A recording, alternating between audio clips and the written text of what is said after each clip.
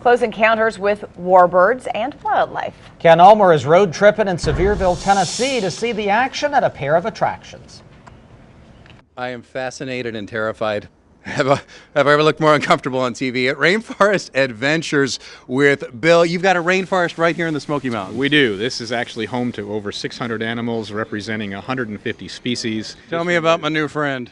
This little girl's about 10 feet long. This young lady is a Burmese python, an albino. This is one of the world's largest species of snakes. Clearly, she draped around both of us, and I insisted on the back end. I don't care what happens back there. I know what happens up there.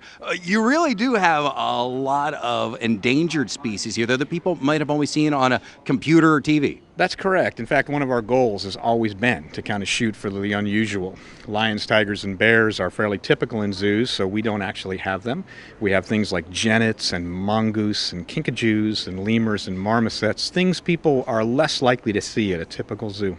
From protecting endangered species to preserving the history of soldiers from the sky at the Tennessee Museum of Aviation with Don. How many aircraft do you have here? We've got about 12 to 15 airplanes here, and we got several that fly, get out and do their thing, go to reunions, air shows. You may be just a visitor walking through here and enjoying the museum, and you may be lucky enough to maybe see one of them warming up or maybe taking off to go to an air show. So flying warbirds are rare, and they're getting rarer every day. I bet that is an amazing sight. You were in the Air Force for how many years, sir? I spent 21 years in the Air Force, actually flew airplanes and had a good time. Couldn't believe I was getting paid, and this is the next best thing to being in there and doing it. Well, thank you for your service then and now. You can find out much more about the great family attractions in Sevierville from the road trip and link at WLOS.com. At the Tennessee Museum of Aviation, I'm Ken Ulmer.